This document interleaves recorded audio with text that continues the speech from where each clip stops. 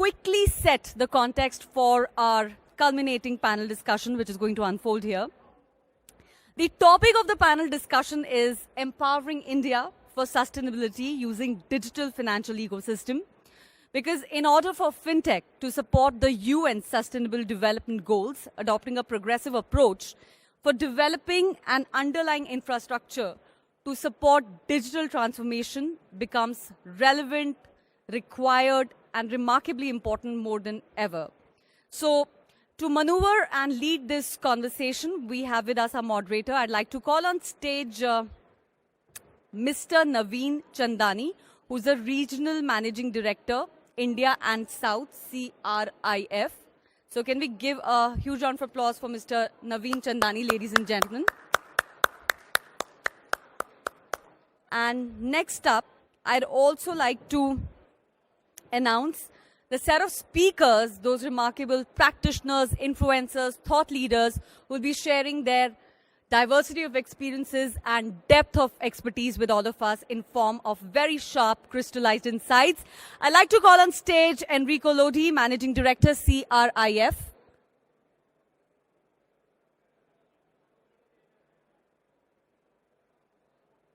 All right, welcome.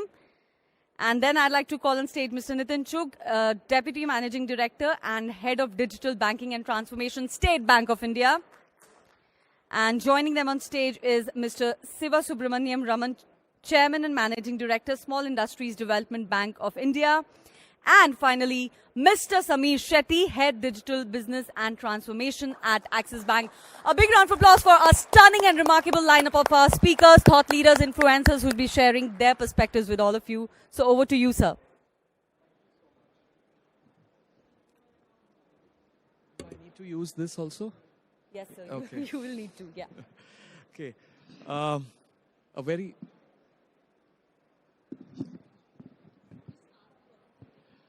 Audio check. Yeah. I think Hello. Check. Check.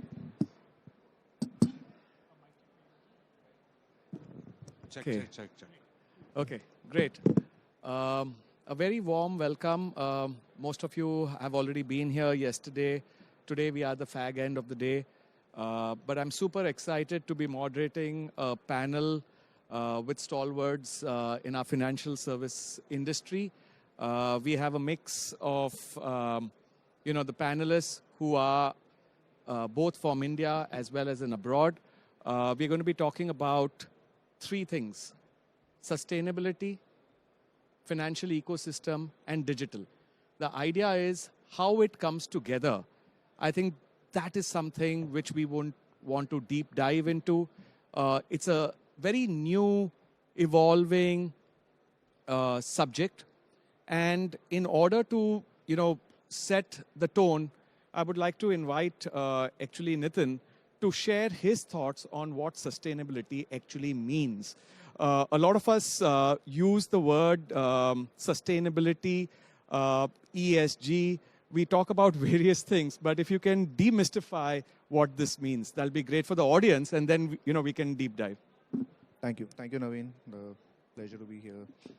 So let me first, caveat this by saying that I'm no sustainability expert, but let's look at it perhaps in the context of digital, more in terms of inclusion and whatever else. So there are 3-4 things that I'd like to talk about. So sustainability, I would imagine, is part of every single responsible corporate's values, or, whichever way you want to look at it, the key themes that any organization follows. So almost every organization, like in SBI, we've got 5 values, and one of them is sustainability. And I would imagine most large corporates or even any kind of company would have sustainability. But extending that to sustainability beyond the obvious, which is related to climate, etc., I think technology is now becoming even more discussed topic, that how can technology play a role, and especially digital technologies can play a role in extending this whole discussion and practice around sustainability. All this time, I would think last few years, the emphasis has been on reducing consumption as an output of digital technologies, or let's say reducing use of paper, which is very straightforward. So all of us take pride in saying that we avoided X, billions of sheets of paper or trees, etc. But that's fine. But then how are we taking this ahead is really what the whole thing is. So I think now what's happening is that digital is becoming the core of all sustainability initiatives from a technology point of view. More and more of this is getting embedded, and the immediate use cases that have really come about are really having the ability to forecast and predict outcomes using data science or using sensors or using some kind of high-powered streaming at the end of it, which helps in both planning for more sustainable outcomes and certainly enough also including a whole lot more people for long-term sustainability of even business outcomes. So I think that's my understanding at the moment. Thanks a lot, Nitin. So yes, I think technology and data, you touched on two things that is going to actually help reduce the carbon footprint. And sustainability, like you said, is everyone's role as a corporate. Enrico, if I can, get you in. Nitin spoke about what it means. If you can share what it means, from a European standpoint. You come in from Italy, you work in various markets in Europe. But what does sustainability mean there? What does ESG mean there? If you can show or share some light on that, please. Thank you, Navin. Talking about Europe, the first point is that the regulation is paving the way, no? Because the European Union set a number of rules in order to implement the ESG. That's number one. Number two is that for a couple of years, people started walking around in order to understand how to materially implement this approach. Number three is that, and that's our experience as a company in Europe, is that moving from theoretical to practical, the best way to approach ESG is helping businesses in qualifying themselves. So what we have done and we are seeing in Europe is the setting of some kind of self-qualification of companies in terms of ESG compliance. This is something that works very well.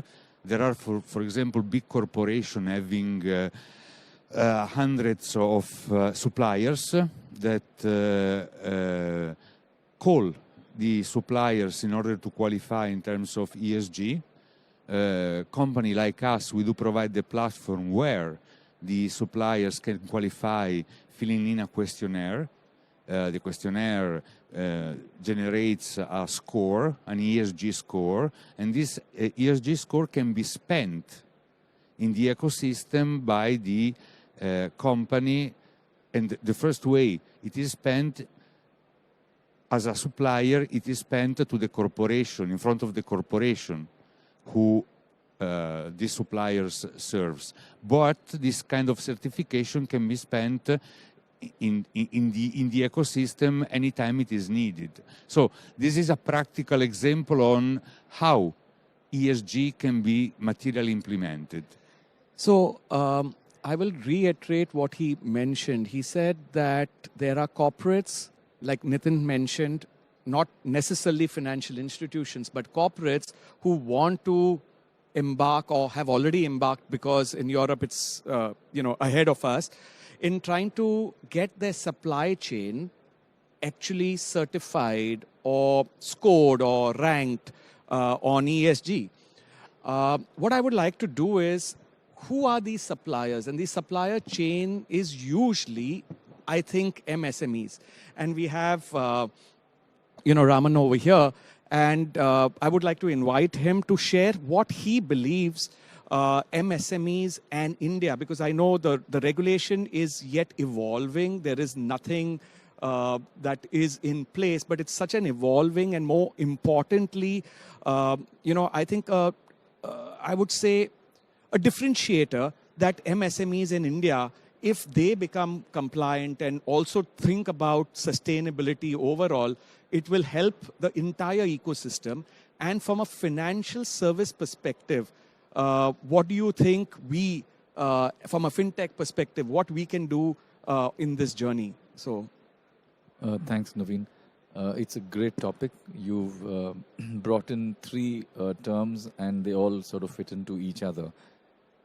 My biggest fear at one level is what would happen if European Commission standards were to suddenly come into India.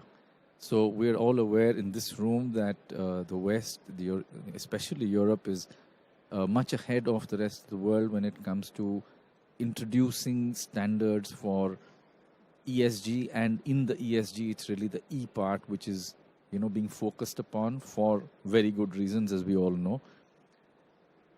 Let's look at the other end of the spectrum.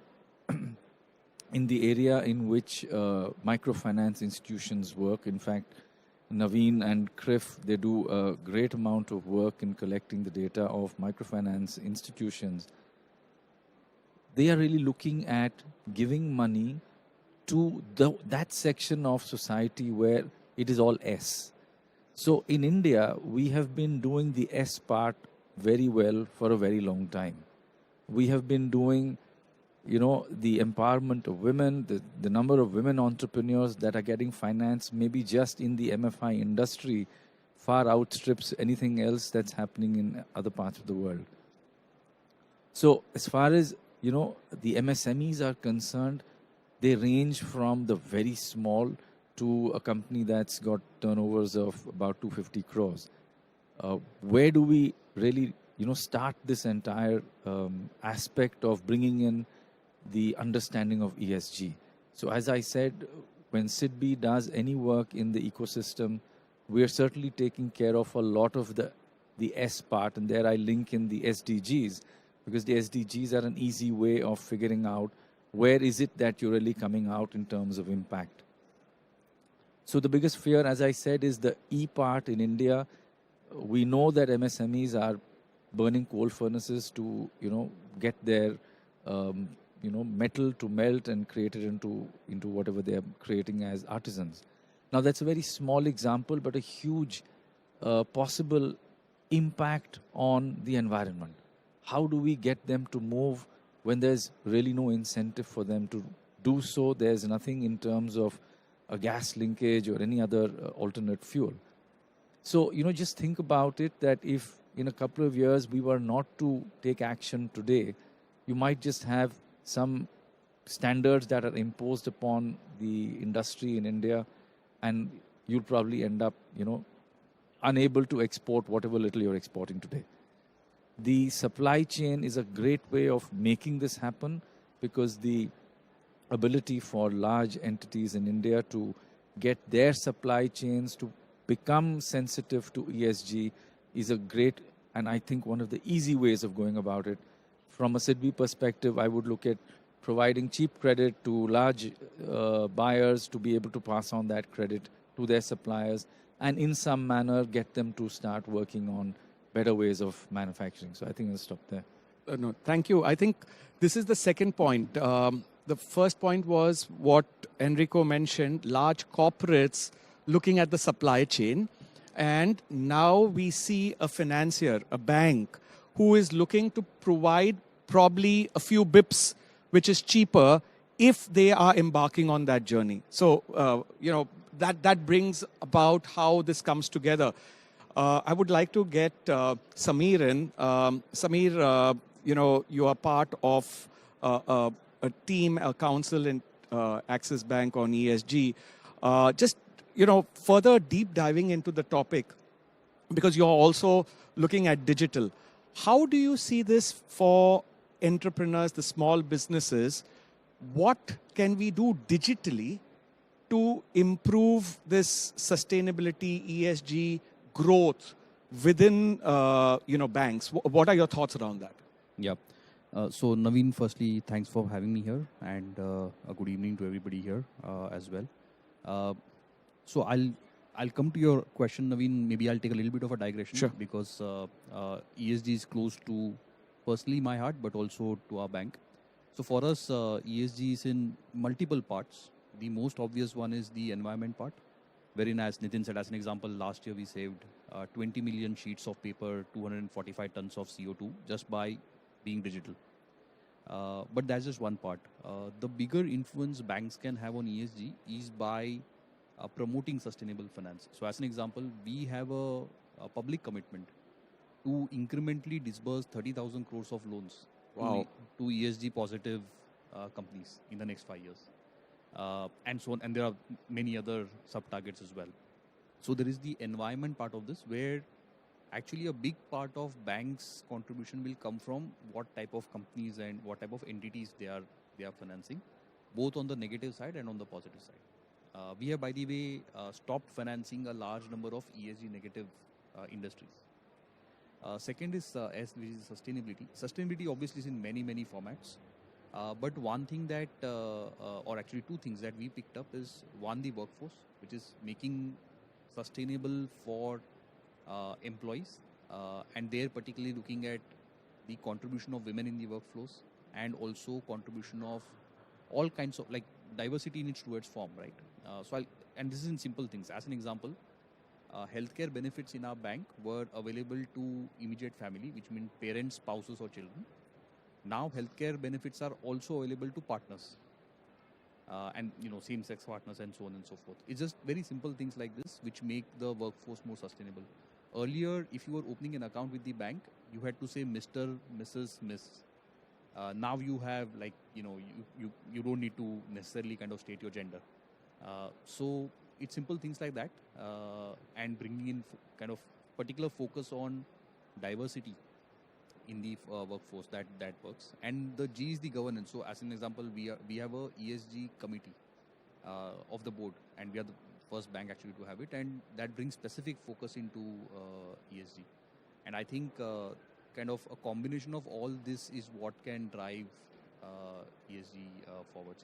Got it. No, so Samir, I think 2 points again that I'm taking from the panel.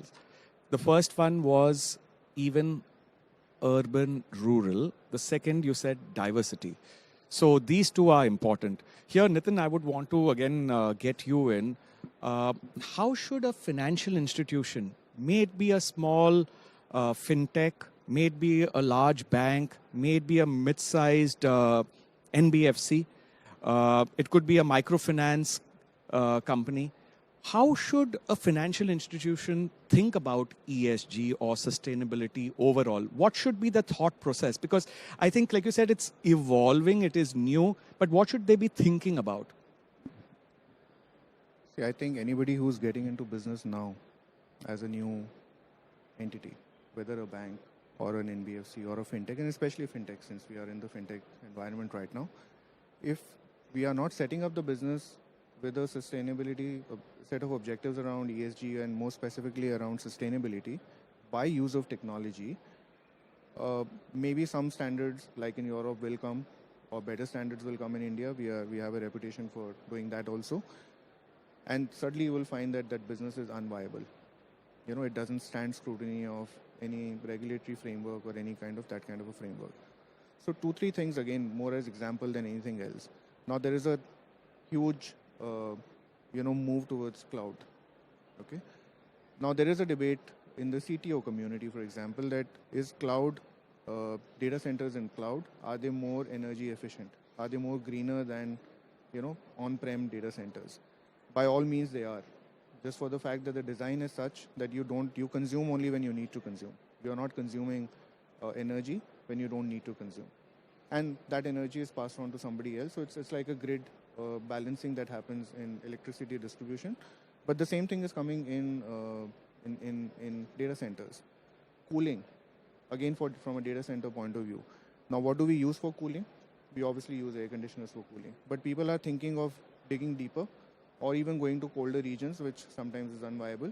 But now these kind of things, if somebody is getting new into the business at a large corporate level, large bank or any tech company, is obviously thinking like that. Now coming to your point on the smaller businesses, or let's say more specifically on the microfinance, for example, which you guys are specialists in, and we've learned that business from you. I can say that. Now, like Ramann was saying, sustainability of the enterprise, the sustainability of income and sustainability of cash flows is far more important than sustainability of environment to that segment of the population. Okay, but should they be linked to green or climate related metrics, like the way we've started lending to corporates, or stopped lending to corporates, like Samir was saying? Most banks have started to put some ESG or at least climate related risk into the risk management policy, and there are credits and there are discredits, and you decide whether you want to lend or you don't want to lend. But what do you do with microfinance? So do you really want to give loans to somebody who's burning a coal furnace? Do you have an option of not doing that? Or do you have the option of working on the side and helping that user to move into better outcomes? So again, I think that is where technology plays a role. And you are familiar that in microfinance, a lot of the workflows are already digital. Right. So they are in some manner contributing, but the end user perhaps today is there is some distance that has to be. Right. No. Thank you. I think this is a perspective from India. What I would like to do is now get Enrico, because we spoke about green energy, we spoke about green financing, and I read a lot about green financing, green banking in Europe, right? What is that, and how is it connected to the carbon footprint score? If you can just explain that for all of us, that'll be great. Yeah. Okay. A company has to qualify in terms of sustainability, and that's about offer.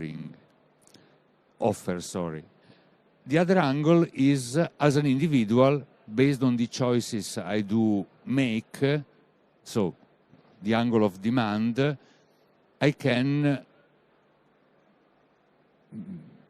in some, my choices might influence the effects in terms of sustainability.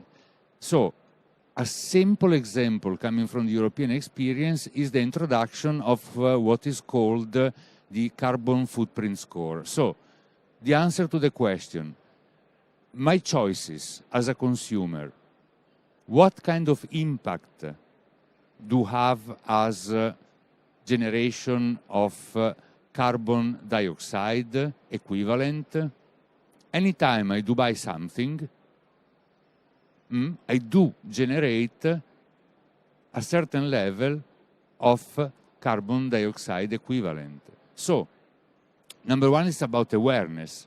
If I do have a tool which might be embedded, for example, in my banking app, telling me, hey, based on your current account data, this is the overall carbon dioxide equivalent consumption you made in a week, in a day.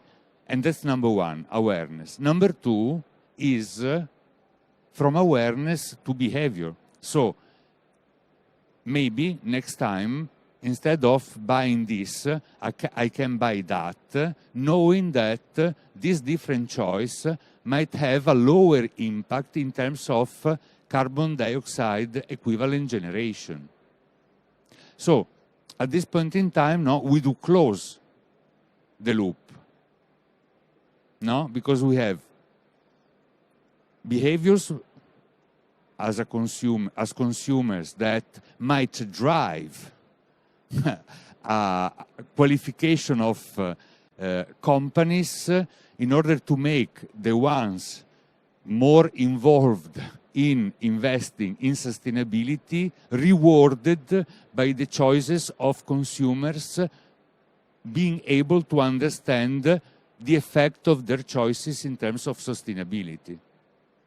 Thanks, Enrico. So I think the use of alternative data and creating an awareness for the consumer. Great example on the internet banking or on the app is a great example.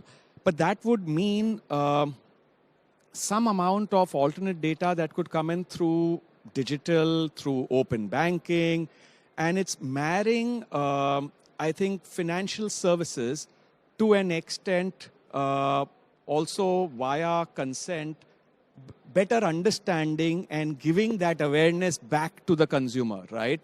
So if that is all going to be digital, I wanted to again bring in, Ramann, and see what can we do on the digital front, on the open banking front, on the alternative data front, especially MSMEs. For example, while we have the account aggregator ecosystem that is playing out, and Enrico just mentioned about alternative data through the current account, right? If you have that account in a bank, it's great. But if I take SIDBI, for example, you don't have current accounts, right? But that could be one option. The other option could be using of, creating this carbon footprint score if we get embedded into what they are purchasing specifically for, creating, manufacturing something, right? So it is eventually data that is being used. There is obviously lots of other data like GST data and all that, which we could use. But what are your thoughts around this open banking digital in the overall sustainability of green financing, green banking? So as already said by earlier speakers, I think as a banking system, we are clearly headed to becoming paperless.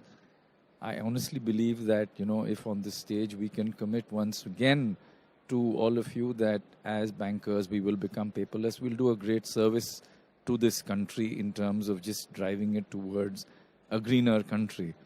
And that's actually going to happen. So, one of the biggest pain points is the development versus sort of ESG debate. So India is continuously taking this position on the world stage that, we have not developed over the last so many years because of issues that are, largely external. And today it's unfair for the rest of the world to deny India the opportunity to grow. So, but the brilliance of, and I'm saying that very, carefully chosen words, is that we have been able to, cut through a lot of stages of development because of our prowess in the digital sphere. What have we done? The sheer dominance of the jam has led the entire banking system to be able to provide banking services as you and I are all using today. The unmet credit demand of the MSMEs is something like 25 lakh crores in the next 3 years. It's about equal to the total exposure of the banking system to MSMEs today. How are we going to meet that? The unsecured loan is something which is rarely given by the banking system. We've today moved to something called GST Sahay, which is entirely based on a GST invoice accepted by a buyer, a bank account coming from an account aggregator framework, an income tax return which is soon going to be available on an account aggregator framework very similar to what is known in their terminology as FIP. So you're putting together data points of companies that are, of course, in the formal system, and within a few minutes creating some sort of a, yes or no based on a rule engine, and you're then providing credit. This is further brought in from a repayment concept through an eNACH, which is nothing but an NPCI product.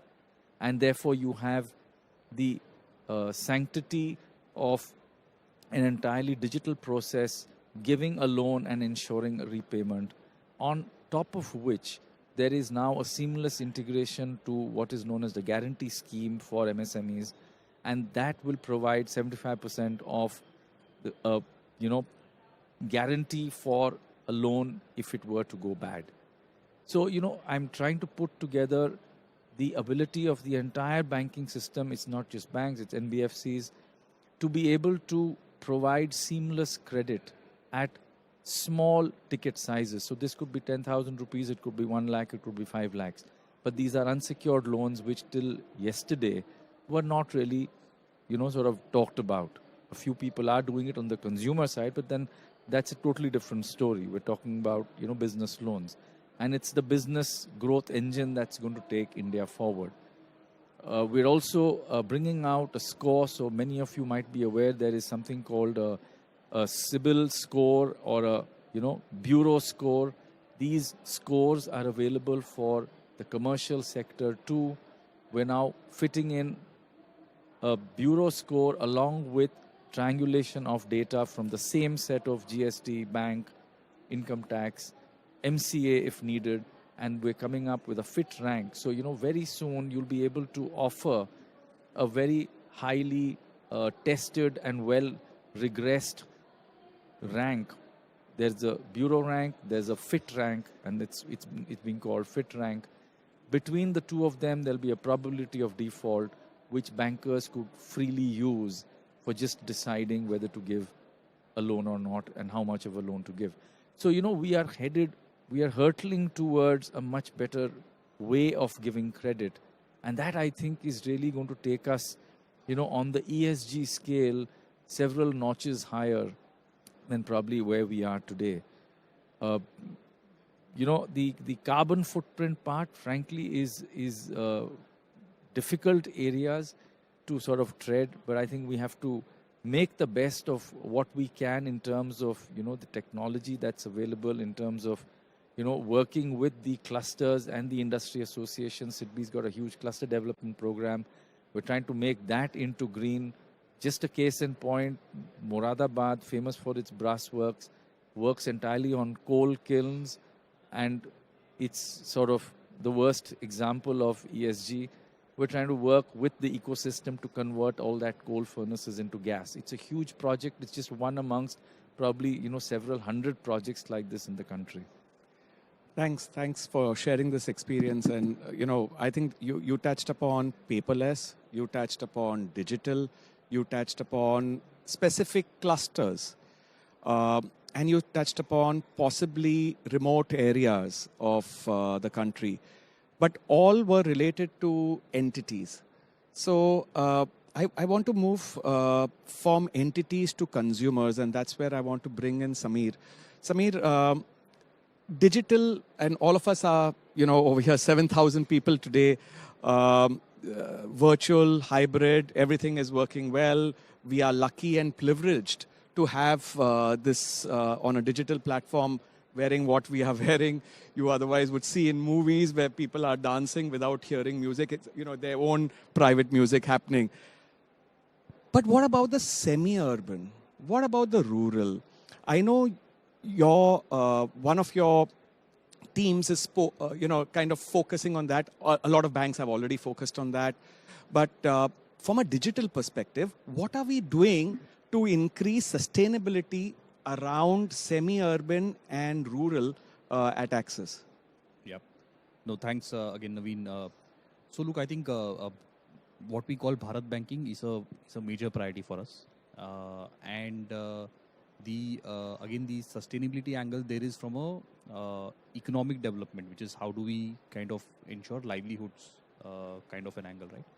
And so one big power of digital, in addition to paper and so on and so forth, is that digital enables sachetization.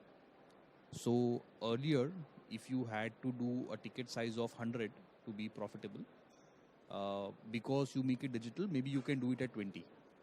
Right? Because the costs are variable and you don't have paper and you don't have people running around and so on and so forth. And so if you are able to bring sachetization to financial services, our ability to kind of dramatically increase inclusion goes up significantly. Because then significantly higher number of people can avail and so on and so forth. So that's one principle that we are working towards, which is how do we make same products but suited to rural environments and in smaller ticket sizes available. Digitally? Digitally, fully digitally, right? Now the digital nuance in rural is that you will require some kind of assistance. Because there is obviously a customer journey and people will become aware over time and so on and so forth. So there is some angle of assistance involved, but the journey is fully digital. And some of the things that we are trying to do, and by the way, there is lots happening in the country, which is great to see, is as an example, if you were to look at most products in the rural area. So as an example, let's say KCC. Now to offer a digital KCC, you need to figure out how to do security creation digitally, how do you get land records digitally, and so on and so forth. And so we are now working with several players to build these, which is, can I go into a village and, the person just tells me his land and so on and so forth, and I'm able to digitally A, get the record, and B, digitally also able to create a security. Now the security creation part is a little bit away, but the ability to get the land record digitally, etc., already exists in many states, and that's what you're working with. We also have, by the way, capabilities now that, as an example, you have satellite imagery, which can tell you which crop is growing and what is the health of that crop. So we are trying to get that information. So by bringing this together, or the other great example is gold loans. Can we offer a gold loan fully digitally? Is the other kind of example, right? So our thrust around this area is to see how we can provide credit to people, which they can then use for better livelihoods generation, and then the entire economy benefits from that. Thanks, Samir. Nitin, if I can get you in, SBI has the YONO app, but I'm not going to talk about SBI. I'm going to be talking about you as a digital marketeer, and you have done that extremely well throughout your career. Small finance bank, large private sector bank, large public sector bank, but the consumer is the same. We heard about how semi-urban and rural consumers could be looked at from a digital perspective. Can we get your experiences about how probably the urban consumer and the business owner, because there's a slight difference sometimes, and sometimes it's the same person. A business owner is also a consumer and vice versa. So what are your thoughts about that, creating awareness and digitally doing everything? Because some of them are so used to calling up and saying, I want an RM in front of me. And they can demand it, but what are your thoughts? Because you've seen all the three spaces. So only talking from a consumer attribute point of view, not so much from whether it's private sector or public sector. I don't think anybody has the time anymore for long conversation. If this panel went on for 2 hours, I'm sure you won't have anybody sitting here. Okay, we would be the ones talking. Nobody has that kind of time and attention span. So even today, when people say that I want this, I want that, I want in writing, I don't see that happening anymore. At least across customer segments, people are happy to, do things in a manner which does not require them to have physical interactions all the time. So you will have obviously customers who will say that I want to see my RM and I want somebody to come and meet me, travel, burn some fuel and all of that, which is okay. But it is something which we are seeing very clearly that people are preferring to be on their own. Because the biggest thing that, we must acknowledge specific to India is that the India stack or whatever we call it is at a population scale. The entire country benefits from that. Now, when the entire country benefits from that, it is obviously being created for long-term sustainability. So anybody who latches on to the India stack for any kind of service is building capability for long-term sustainability. Okay, users are obviously gradually, they have consented, they've agreed to use those credentials, and the workflows and journeys have been designed in a manner that you can use that information. And now we've heard from Ramann also about moving into the other spheres also, whether it's income tax or any other kind of documentation, or what Samir talked about, land records, and there is digital document execution that's happening in almost 18-19 states now. So this is happening because consumers are ready. So I don't think banks need to go and make consumers aware that, listen, not using paper is in your interest. People are understanding. All of us are collectively evolving as a species also, and we have to help each other understand some of these nuances better from each other. That's all. Well said. So, before I open it, I got 11 minutes. I want to give a little example, just to highlight this point. 2 weeks back, there was this event that Hindu Business Line had in Delhi called Game Changers Award. Okay, so they basically pick up people from different spheres of, different spheres, not necessarily, any specific industry. There was one young girl, 24 years old, and she's already not a climate activist, but she's developed an app and she's got some 35,000, 40,000 users across 108 countries already. Okay, only to tell you that what is my carbon footprint on a daily basis. Now, this is the generation which is so very aware of these things. So, what are people like grey-haired and no-haired people are sitting and talking about? No, I totally agree. Our children will not want to visit a branch. And that's good. They will want to do everything digitally, which is, I think, what we all want. Enrico, I have one last question before I actually will open it up to the audience. It's already 10 minutes, so if you can keep your answer to possibly 2 minutes, and then we'll give 8 minutes to the audience. We heard all of you talk about sustainability, ESG. We heard Nitin just tell us about this consumer who may or may not want to, get an RM in. However, wants to do everything on the app. And I know open banking in Europe has taken off faster than other economies. And somehow that personal finance manager, business finance manager are terms that are being spoken about. Some banks are ready to launch it. But what is that experience for the consumer, and what is in it for the consumer? I understand from a bank or a financial institution perspective, but what is that that the consumer gets? What is the plus point? In 2 minutes, I am old enough to tell you that I'm in the data industry since the 90s. And in the 90s, it was include the excluded ones. Then it has been, after having included the excluded ones, engage with them. So, credit reporting industry created infrastructures in US, in Europe, in India, and now in the Far East, in order to allowing people to get access to credit thanks to the data sharing. And that was the inclusion, okay? Now it's time of engagement. Why? Open banking in Europe started some years ago thanks to the Payment Service Directive to regulation. Now is here in India, allows Enrico to, if it is monobanked or multibank, doesn't matter, to, even if I'm an old guy, in a simple app, my current accounts connected in order to do what? Number one, understand which are my inflows and outflows, which is something that we think we know, but we do not know. Come on. And you might be, oh, I'm scared, I would like not to know. No, it is. Number two, I can make choices. And, for example, my bank, based on this transaction I do perform, might also engage me, which is the new step. Engage me with the right offer when I do really need that offer.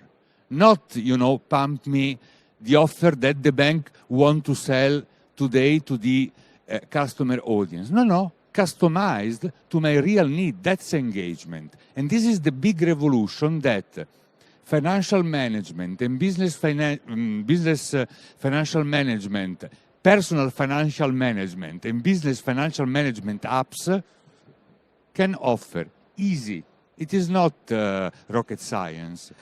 So thank you, Enrico. In fact, one of the use cases while I was just hearing the panelists could be that if somebody has to buy an AC, if we can have what could be the carbon footprint, and if we want something which is going to be creating less carbon dioxide, and they have that option, and they require finance in real time, if the app can actually say that. So it is using alternative data, it is using carbon footprint data, and it is using engagement at the same time to say that, you know what, you need 5,000 rupees extra.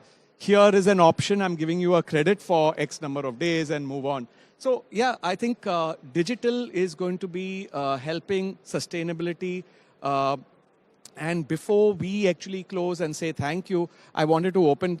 We have 6 minutes before our session ends. So audience, any question for our panelists?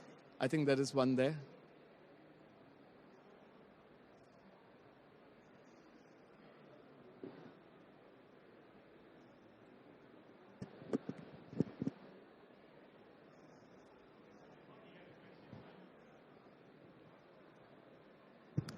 I'm sorry, I thought he had a question. Gentlemen, thank you so much for giving us the insights.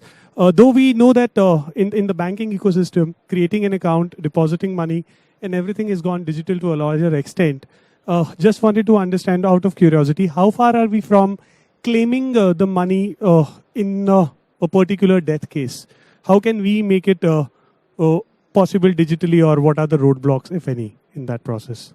If you want to direct it to either Axis or yes, it's going to be a generic scenario, I think, for all the banks per se. So either Nitin or Samir or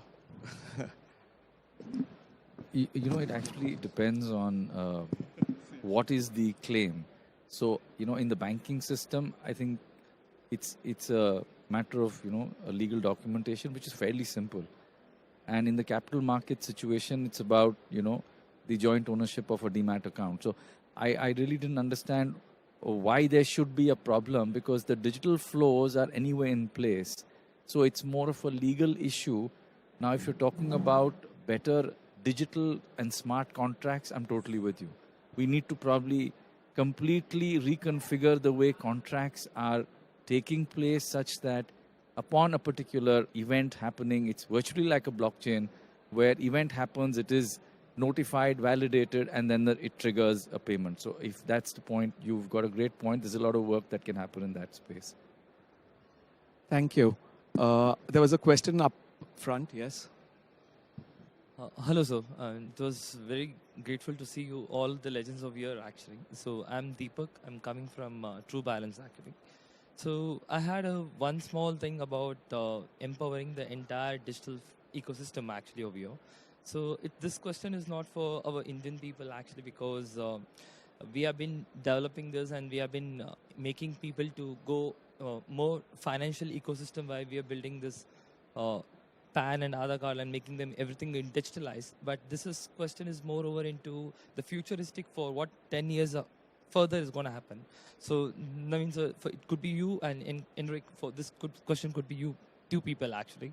So the question is, we have seen n number of people digitalizing all the platforms. Like, earlier, like 5 years back, we used to provide our bank, give a PAN card or Aadhaar card and bring IT to them. So they serve us, actually. So these days, there are n number of digital applications of coming into the fintech, and everybody asks us 3 questions: that give me your PAN card, give me your Aadhaar card, I will get all the information and I'll provide all the services.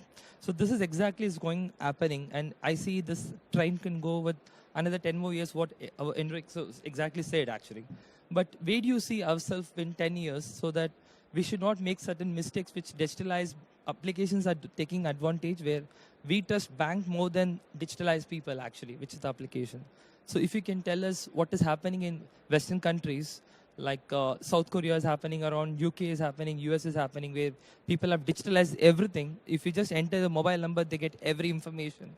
So how effective is going to happen into India, and what should be the security level for us? Got it. I will obviously ask Enrico to share the experience from UK or Europe as a whole. However, I would say we are not far behind. Whatever I have seen, Enrico knows more, but whatever I have seen is, like Ramann said, Jam was the big change for us. I always see, so I worked with Visa, and I also appreciate what Amazon does. They have said that there will be self-driven cars, and if you want to fuel up, there will be a debit card already in the car, and there will be a phone which will also tell Amazon that I want this parcel ready, right? So Now, that is the future which they have thought of. All this is not going to happen without an ecosystem of fintech, banks, and the regulator coming together. So it is going to be a jam of all these three to make that happen. Technology of the use case could be Uber, could be Amazon, but unless we come as an ecosystem together, I don't see that happen. But that is my personal take. Enrico, what is happening in Europe? Totally agree. Let me just make a simple example. European Union, is going to implement a new directive, which is called EIDAS 2.0, which is about the setting across the 27 EU countries, something which is called European Digital Identity Wallet. Okay? It means that I will have an app as a European citizen with my identity information, plus what they do call attributes, which are all the relevant information I can, in a secure way, share, for example, my medical information or my creditworthiness information, whatever it is. Okay, back to the point, the title is Trust. Trust, because the ecosystem of players is there. Trust means, what Navin said, cooperation among all the players, but they must trust each other. Stop thinking, banks are not committed, fintech are therefore being sold. You know what I'm saying? Stop it. Trust. Thanks, Enrico. Thank you, everyone. There's a there is a red light over here which says time's up. So thank you so much, panelists. Appreciate it. Thank you, organizers, and thank you, audience. Oh, we have time for one more? Okay. Because this is red and flashing, so I said, okay. Yeah. Yes. So there are two statements that were made. One statement by Mr. Ramann, who said there's no need for paper. Okay, so when the bankers completely give away the paper, that's when the ESG happens. And the second statement that Mr. Nitin said is no one wants to speak. Suppose the panel discussion goes on for 2 hours, you will not see anyone. Now, coming to these 2 points, now tomorrow if there is a digital hack happens, you know, everyone is pushing to the to digitalization, and if there is a digital hack happens, what we see is the bankers are not ready to speak, because if you go onto the IVR, you know, of any call center, it goes on playing, and actually no one wants to give trust to a customer by answering his genuine doubts, because they don't want to speak, and that's the reality. So in this scenario, how do you expect a sustainability to happen using digital financial ecosystem? And if you see one side, there is a private entities, and other side, there is a government entities. Government entities believe in stamp, paper, signature, and other end you have banks which are everything digital. So if you want to ask for a account statement, the statement comes without signature, and that is okay. But when you go to the government institutions, they don't accept it. So how do you see that gap bridging? So maybe the panelists can give their views on it. Yeah, most certainly. First of all, let me correct you. I didn't say nobody will speak. I said nobody will hear if we talk for 2 hours. You won't be sitting here listening to us for 2 hours. So calling an IVR because banks don't want to speak is slightly, you know, a different context altogether. But see, banks are not the only ones who use paper. Otherwise, banks would have had their own paper mills, no, captive, if we were the only ones using paper. So paper being used for any kind of, like, would you go to a school and say that stop using notebooks? We don't do that yet. Maybe there'll be a time when that will also happen. So that's a different debate, that's a different discussion, which as a race we have to evolve to. Collectively as a society we have to evolve towards, you know. And banks will do their part all other industries have to do their part. Like airlines, we've seen they've moved to paperless, boarding and all of that. So good things. I am not commenting on, private sector doesn't give you a statement. Public sector gives you a paper statement, but some other public sector entity does not accept it without a stamp. Okay, those are regulations, rules which are also changing with time. We have to give it time. Nobody's sitting there to say that no, I can, but I won't. It's not that sort of a situation. Okay, if there is, then those are aberrations. So I don't think we should be excessively worried about that. And see, these are changes. Now, who are most of the people sitting here? And from the distant view that I have of you, you seem like somebody who's been around for a long time in the industry. We have contributed to a lot of this environment degradation ourselves as a generation. And now we are expecting ourselves to change that for the next generation. And the next generation is already asking us that, why did you do that in the first place? Right? So rather than saying that you did it, I didn't do it, I did it lesser, you did it more, we have to collectively work towards that and make sure that the next generation and the next generation doesn't have to live with that problem that we've only created, or maybe the generation before us has created. The same point that was discussed earlier, that we are going to the global stage and saying that we are developing now. Why are you preventing us from manufacturing and what you guys have already done and contributed to the emissions? So please, I think my only request would be that this is a change that is gradual. It is certainly happening, but we need to be patient, and most importantly, we have to be patient with each other. And only then we'll create something which is good for the generations which are younger and will be there. So let me just quickly mention that we are already paperless. So, it will be different in different organizations, but I can assure you, sitting here, that every single public sector bank will be paperless in the next 12 months. It's happening as we speak. So, the distinction between private banks, public banks, it's all going to go.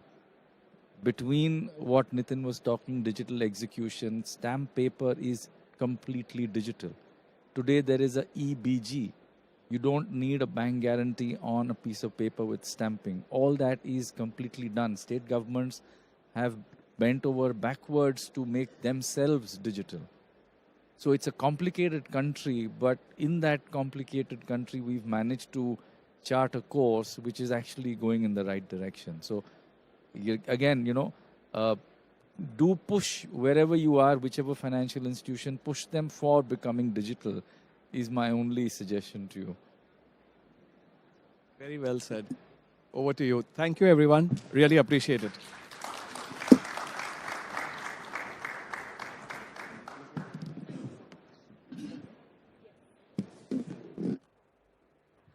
Ladies and gentlemen, a big round of applause for a stunning line-up of luminaries from the banking industry sharing their perspective on how